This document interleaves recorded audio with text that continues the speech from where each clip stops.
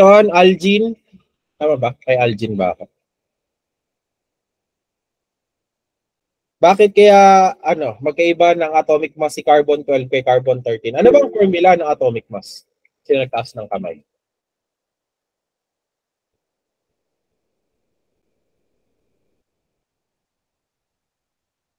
Okay, formula ng atomic mass, kung nakalimutan nyo na, that is equal to the number of proton plus the number of neutrons. Okay?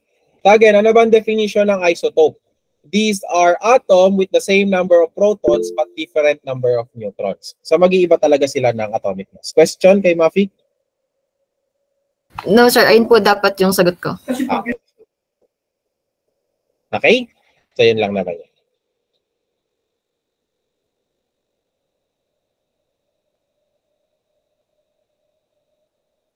So, try natin. No? This is chlorine na merong dalawang isotope. Okay? So we have your Cl35. Ang kanyang atomic mass ay 34.97 AMU or grams per mole. And we have your chlorine 37, which has an atomic mass of 36.97 AMU. Okay? The relative abundance of chlorine 35 is 75.53%, while the relative abundance of your chlorine 37 is 24.47%. We're going to calculate for the atomic mass of chlorine. So again, formula, atomic mass is equal to the molecular weight of your chlorine 35 times the relative abundance. RA na lang lalagay ko for relative abundance. So divided by 100 plus molecular weight. Sorry, atomic weight pala. Hindi pala molecular weight. Atoms nga pala yung dinidil natin. Atoms, atomic weight ni chlorine 37 times percent relative abundance over 100. Okay, substitute natin. Ano yung atomic weight ni chlorine 35? 34.97 AMU. Relative abundance ni chlorine 35, 75.53. Divided by 100. Plus, ang atomic mass ni chlorine 37 ay 36.97 times relative abundance niya is 24.47 divided by 100.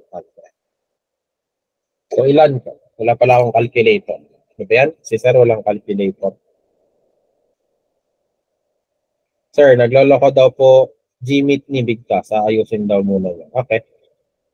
Grabe, no? Naka-surname basis si CJ sa'yo. Payag ka nun. Hindi kayo tropa. Okay na po yung Gmeet ko po, sir.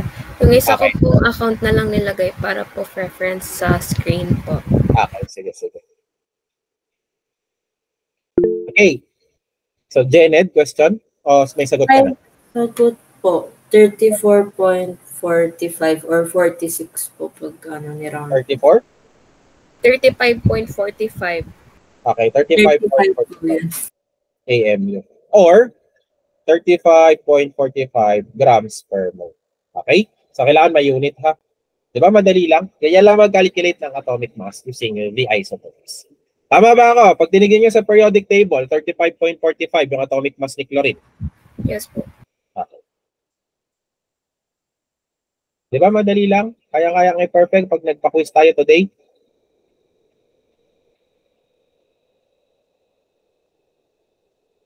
Okay? Sir, wait lang. Iba yung lumalabas sa akin. Ano? Ang baba. Wala, baka may mali ka sa calculator mo. Check mo mabuti. Ito dapat yung lumabas.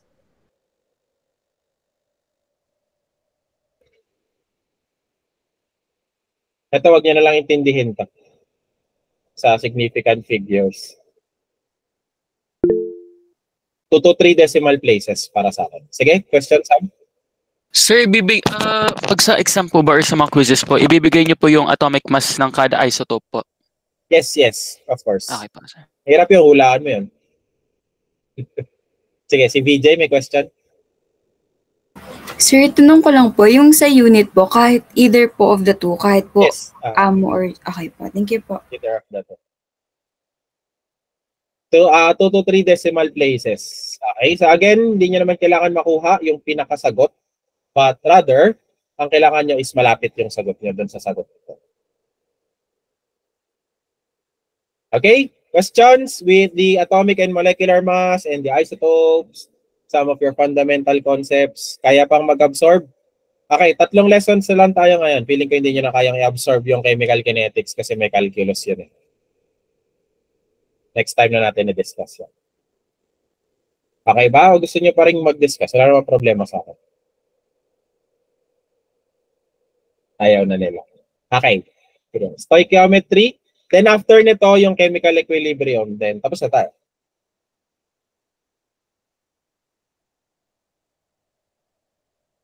Okay, so solving stoichiometry involves mastery of your dimensional analysis since the unit for atomic and molecular mass is grams per mole.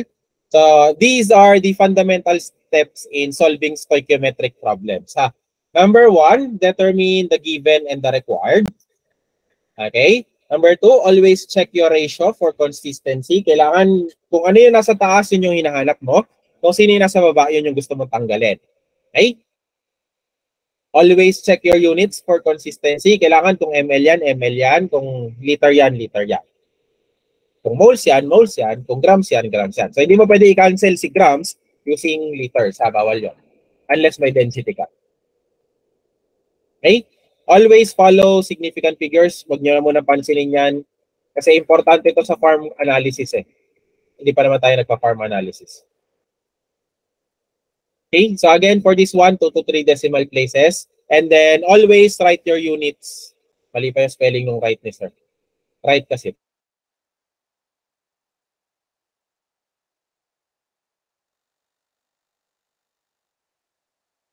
Pansinin ka.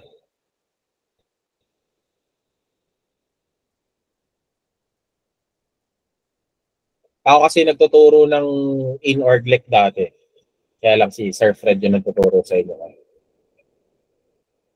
Okay, so mole to gram conversion. Alam nyo na yung formula na yan. Mass is equal to molecular mass times the number of moles. M is equal to mm times n. So some will say molar mass or molecular weight. So know that they are the same with molecular mass. So molecular weight, molecular mass, the same. Atomic mass, atomic weight, the same. Huwag nyo lang pag-iisahin yung molecular mass at saka atomic mass. Yun, magkaiba yun. Try natin mag-solve, no?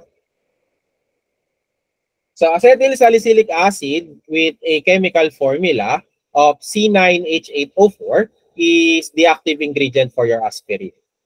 So, in this case, what is the mass in grams of 0.509 moles of your aspirin?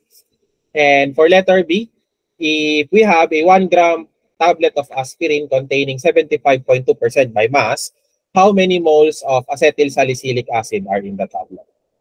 So letter A muna. So kailangan daw natin, guys, given, no? Sulat natin given. We have 0.509 moles of C9H8O4. Okay. So, meron kang moles, hinahanap yung mass. Ano bang formula natin? Mass is equal to molecular mass times the number of moles. So, natin makikita yung molecular mass. Question for... Ayun na ba tayo? Sige, kay Mafi. Sa CA8, kukuhain po yung molecular mass ng compound. Okay, so kunin natin yung molecular mass ng compound. No? Using this trick. So, 16 times 4... 8 times 1, tsaka 12 times 9. So, 16 times 4, 64? Tama ba? 64, 8. Please correct me if I'm wrong, ha? Wala kasi akong calculator. Mini-mental math ko lang siya. 12 times 9, 108. Tama ba ako, guys? Tama Yes. ba? Mali. So, 108 plus 8, 116. 180. 64, 180 grams per mole. Okay. So, meron na tayong moles. So, mass is equal to 180 grams per mole times 0.509 moles. So, cancel. So, mass, therefore, is equal to 180 divided by 0.509. So, sorry, times pala. 180 times 0.509. So, 91.62 grams ng C9H8O4. Sir, sana ganyan na lang kadali yung exam natin, no? Hindi na tayo nagka-calculate ng kung ano-anong molarity. Tama ba? Isipin mo, no? Yeah, meron ka ng score. 10 points na agad. Dead lang. Okay, for letter B, sabi niya, meron ka daw 1 gram. So, hindi na natin papansinin yung letter A. Wala ka ng pakialam sa given ni letter A. Ang gagawin mo na, gagamitin na natin yung given sa letter B. 1 gram of aspirin tablet containing 75.2% by mass. So, how many moles? So, sabi natin kanina, meron kang 180 grams per mole. Yan yung ating molecular mass. Hindi ka na i-recalculate. So, 1 gram ng aspirin tablet, meron kang 75.2% by mass. Ano ba yung formula natin ng percent weight by weight? Mass of the solute over mass ng solution times 100. So, meron kang 75.2 mass ni aspirin yung hinahanap natin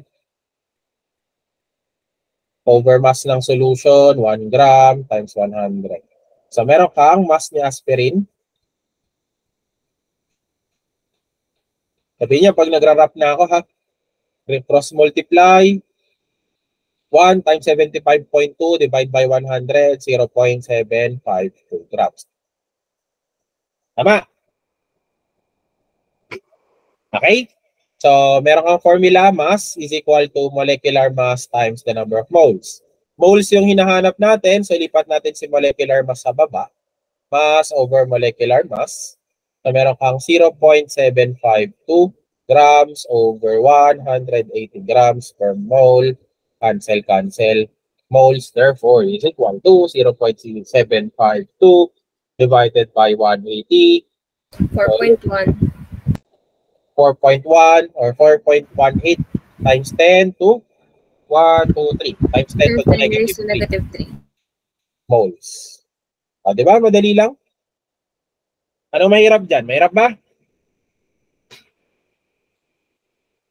Kapag nasa exam mo na, sir, mahirap na yan. yung butiki mo nagiging dinosaur, no? Hindi yan mahirap, madali lang yan, sus. Okay, so ito. So sabi sa problem, a metallic iron is often extracted from hematite ore, which consists 66.4% Fe2O3 and 33.6% silicon dioxide. Kapag pinag-add mo yung 66.4 at 33.6, that is equal to 100%. Okay? So, how many Fe2O3 molecules, pinahirapan tayo ng problem, molecules pinapahanap sa atin, can be extracted from 1 kilogram of hematite ore? So, in this case, yung hematite ore natin yung solution. Okay? So, meron kang 66.4% weight by weight.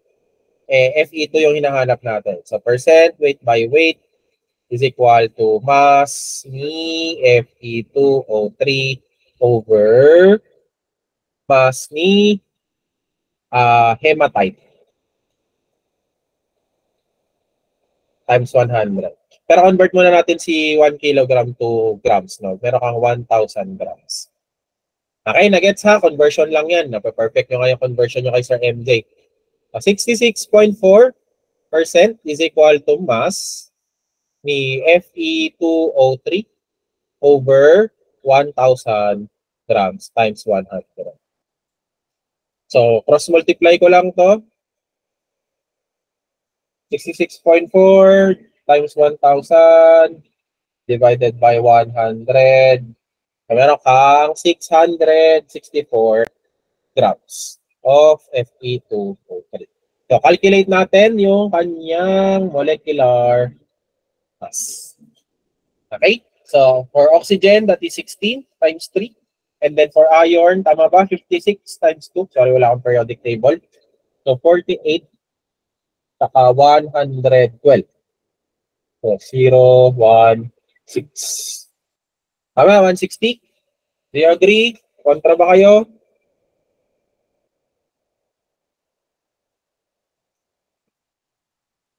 Kontra? Sino kontra? Sabit natin.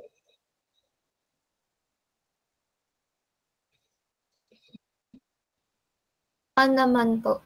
Tama naman. Okay. So, ang pinapahanap sa atin, guys, is yung molecules ng Fe2O3. Tuturuan ko kayo ngayon mag-dimensional analysis. Molecules Fe2O3 is equal. Anong given sa atin? Meron tayong 664 grams ni Fe2O3. Ganito lang mag-dimensional analysis. Okay, convert this first to moles. Bakit, sir, natin kailangan i-convert sa mole? Tandaan nyo, 1 mole is 6.022 times 10 to the 23rd power for molecules. Okay?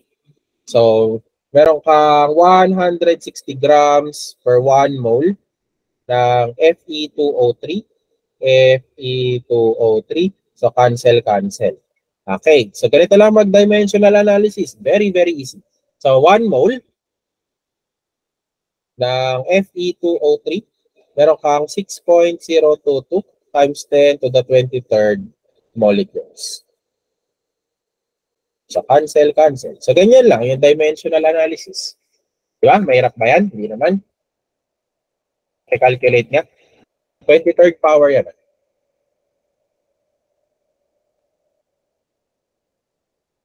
Wala akong calculate. 664.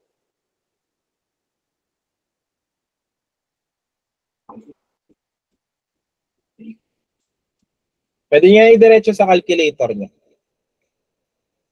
Yung parenthesis, tsaka fraction. Kung wala kang ganun sa calculator mo, condolence.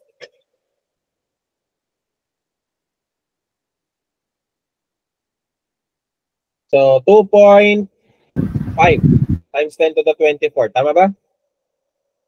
Yes po. Tama po. 2.5 times 10 to the 24. Okay, molecules. Okay, yun na yung A mo. Tapos ka na sa A. How about si B? So, ganun pa rin. Delete ko lang ha, pero hindi ko na kasi kailangan tong ni A. So, nakopya na. Okay na ba? Pwede ko na i-delete. Screenshot na. Delete ko na ha. Okay, so ang molecular mass ni Fe2O3 ay 160 grams per mole. Okay, so sabi dito, how many tons of hematite ore are needed to produce 1 kilogram of iron? Wala, iron yung pinapakita niya, hindi Fe2O3. Ano kaya yun? Okay, so before that, alam niyo na ba yung conversion between tons and kilograms? Naturo na ni Sir MJ sa PharmCalc. Di pa din. Taas kamay ng alam. Hindi alam. Okay, sige. Okay lang yan. Hindi pa naman naturo. 1 ton is equal to 1,000 kilogram. Tandaan nyo na lang yung conversion na yan. Ha? So therefore, itong 1 ton na to, mamaya na natin gamitin. Okay? So kailangan daw natin makapag-produce. Okay, ang hinahanap natin, how many tons of hematite ore are needed to produce 1 kilogram of iron. Iron. Technically, iron lang. Hindi Fe2O3 but iron. Okay? So, ito pa rin yung ratio natin. 66.4. So, tons hematite. Anong given natin? 1 kilogram ng Fe. Okay? Convert natin sa grams. 1 kilogram, 1,000 grams. Sir, bakit ba kayo nag-convert sa grams? Kasi kailangan natin yan para ma-cancel natin. Kailangan natin yung grams per mole. Okay? So, meron kang 160 grams per mole. So, 160, gusto ko ma-cancel si grams, gusto ko matira si moles. Okay? So, ay, sorry, mali. May kulang. Hindi siya 160. May kulang tayo. Iron nga lang pala siya. No? So ano bang atomic mass ni iron? 56 grams per mole. Okay? 56. para ma-cancel ko si iron. Hindi ko pala pwede gamitin si 160 kasi that is the molecular mass for Fe2O3. Okay, so meron na akong mole ng Fe2O3. Mole ng iron. Okay, ito yung question. How many moles of iron is present sa mole ng Fe2O3? Magbibilang lang yan. So sa palagay mo, balik na nga lang tayo sa umpisa. Hindi ko na alam kung na kanina tayo. Samuel, how many atoms ng iron meron sa Fe2O3? Asan si Samuel? 2. Okay, so tama naman si Samuel. Ang ratio natin, 2 iron for every 1 ng Fe2O3. Tandaan nyo yan ha. Bakit sir naging 2? Kasi Fe2 ka nga dito. Okay. And then, saka natin pwedeng gamitin yung 160 grams per mole. Okay? So, 1 mole ni Fe2O3 sa 160 grams ni Fe2O3. So, stop muna tayo dyan. Ilan na yan? Pakicalculate. So, 1 divided by, 1 times 1,000 divided by 56 divided by 2 times 160. So, meron kang 1,428.57 grams. So, this is what? Ilang kilo? 1.428. Sir, pwede pa ulit po. Kung paano nyo po isosolve sa calculus nyo. Like, pasabay. Okay. So, 1 kilogram ng iron, lagyan mo ng open parenthesis. Tapos, yung fraction, pindutin nyo. Tapos, lagay mo sa numerator, 1,000. Hindi sir, iba yung iba yung calculator ko. Ala, lagot ka. Patingin niya ako ng model ng calculus. Yung cash. Lagay ka na lang ng division. Yes, pwede rin. Division. Sige. Okay, tama yan. Paulit na, sir po.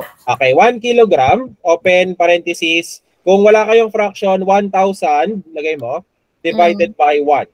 Tapos, i-close mo yung parenthesis. Times, okay, open parenthesis ulit. Lagay mo 1 mole. Oh, sorry, hindi ko alam makapaglagay ng mole. No? 1. Kung wala kang fraction, lagay mo divided by 56. Divided by 56. Tapos, i-close mo yung parenthesis. Tapos, open parenthesis ulit. Tapos, 1 divided by 2. Tapos, close parenthesis. Tapos, open parenthesis ulit. 160 divided by 1. Close parenthesis. Okay na. Okay na? Okay na po. Okay na po. So, meron na tayong 1.428.57 kilograms of Fe2O3. Okay. So, sabi natin, kailangan natin makuha yung hematite ore. May question si DJ? Sir, tanong ko lang po, bakit 2 po yung point sa kg po? Ay, oo nga, no. Sorry. Thank you for pointing that out. Yeah.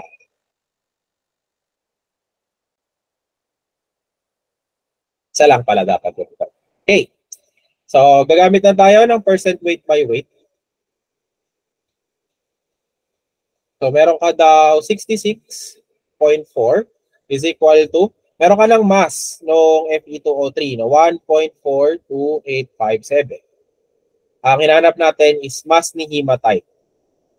Okay? First time nyo na-encounter to, yun nasa ilalim naman yung solution, yun naman hinahanap natin. Di ba usually pag sa farm calc, yun nasa taas lagi yung hinahanap natin? Tama ba? Ngayon, first time nyo ma-encounter, yung baba naman yung hinahanap natin. Tama ba? Or naka-encounter na kayo yan before? Tama. Okay. So, times 100. So, ang gagawin lang natin, guys, lipat nyo yung hematite dito, tapos ilipat nyo lang sa baba, si 66.4. So, mass ni hematite is equal to 1.42857 divided by 66.4 times 100. Diba? Madali lang. Sa ilan yan? 2.2. 2.15 kilogram. Tama? Unit ko, kilogram.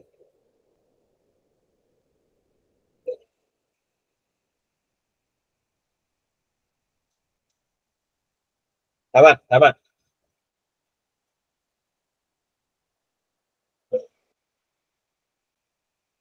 So, convert lang natin yan, 2.15 kilogram, 1,000 kilogram, 1 ton. So, ilan?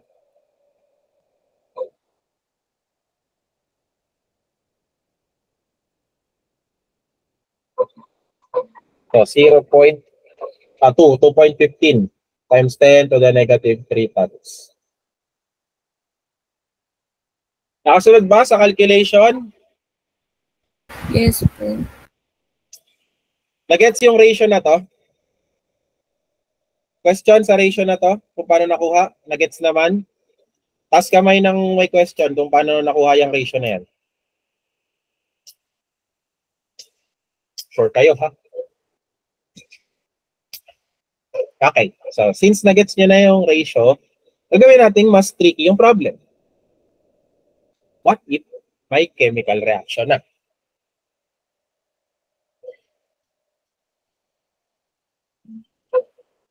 Okay, so for this problem, problem number 3, we are given, so tinatanong sa atin how many molecules of SO3 are needed to react with 144 pounds of your Fe2O3 given the balanced chemical equation. So sa problem guys, binigyan kayo ng balance equation. Siyempre hindi naman ako ganyan kabait, no? So sasabihin ko lang minsan sa problem, si iron nag-react with oxygen, no? Kayo na bahala mag-predict kung anong product nun. Tapos, kayo na rin bahala mag-balance ng equation. So, ganun ako kasamang tao. No? But for this problem, binigyan na tayo ng balance equation. Mabait siya. Okay, so based from your form cal, paano mo i-convert si pounds into kilograms? Ano ang ating conversion factor? So, hindi pa na-discuss ni Sir yan. Easily? Question? Divide po sa 2.2 para makuha po yung kilograms. Okay. So, therefore, no, we can imply that 1 kilogram is equal to 2.2 pounds. Yan yung conversion factor natin, ha? So, ang hinahanap sa atin, molecules. Molecules, SO3. Gagamit lang tayo ng dimensional analysis. This is equal to, anong given? 144. So, when you represent pounds, na pwedeng LBS, pounds. So, pag tinanong niyo ako, sir, saan galing yung LBS? That is the representation for pounds. Bago magamit ng sharp, no? Pwede yan. Walang problema yan. Okay? So, conversion, 2.2 pounds, 1 kilogram. Pwede ko na ba gamitin yung kilogram para makalculate natin yung grams per mole? Hindi, no? So, kailangan natin siya i-convert sa grams. So, 1 kilogram is equal to 1,000 grams. Nagets? So, bakit natin siya kailangan i-convert?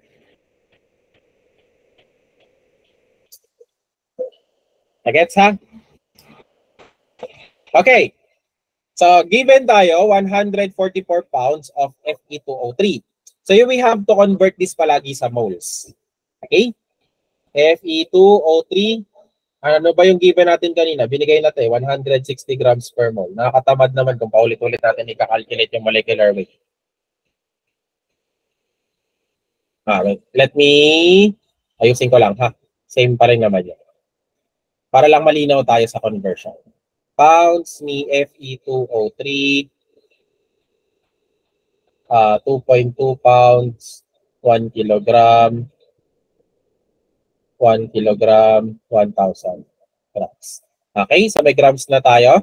Makakalculate na natin. 160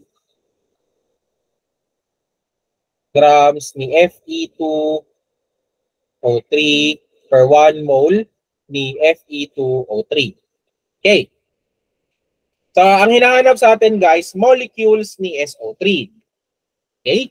So, paano kaya natin i-convert based on the reaction si Fe2O3 papunta kay SO3? So, gagamit tayo ng what we call your stoichiometric coefficients. Okay? So, dali lang yan.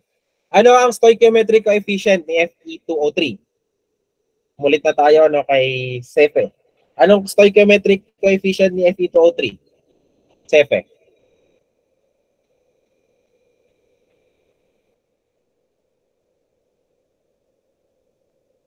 Natulog na yata si Sefe. Jamil. Sige, sumagot si Sefe. Ano yan? Sir, wait, ano po ulit? Ano yung stoichiometric coefficient natin, Sefe? For Fe2O3. So, when I say stoichiometric coefficient, guys, yun yung nandito. Yun yung parang pag nagbabalance tayo, di ba, naglalagay tayo ng number sa harap.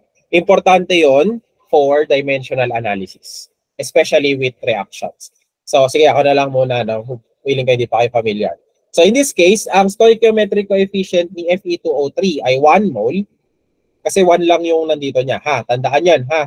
1 mole kasi 1 lang yan. Automatic yan, may 1. Okay. So, since alam nyo na kung ano yung stoichiometric coefficient, sige, si Sefe ulit. Ano yung stoichiometric coefficient ni SO3? 3, sir. Okay. So, 3. So, sa taas natin, meron kang 3 mole ni SO3. Nagets to? Itong part na to? So, if I want to convert my Fe2O3 to SO3 using your balance reaction, I will need these stoichiometric coefficients. Nagets? And then, finally, yung pinakadulo, since molecules lang naman hinahanap, so 1 mole ni SO3 is equal to 6.022 times 10 to the 23rd molecules. Iba yung mole sa molecules, ha? Baka malito kayo. Baka pag-isahin nyo, SO3.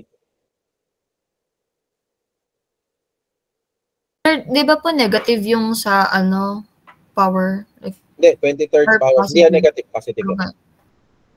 So, pag kinalculate natin, 144, open parenthesis, 1 divided by 2.21, open parenthesis, 1,000 divided by 1.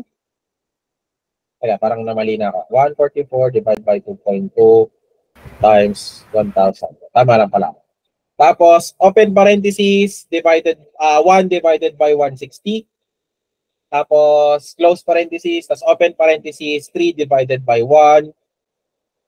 Tapos, close parenthesis, open parenthesis, 6.022 times, 6.022 times 10 to the 23rd power divided by 1. So, this should be equal to 7.39 times 10 raised to 26. 26 molecules of SO3. So, nagets kung paano nyo i-convert from Fe2O3 papunta ng SO3. Sinong may question? Mabilis? Mabilis ba ako, Jened?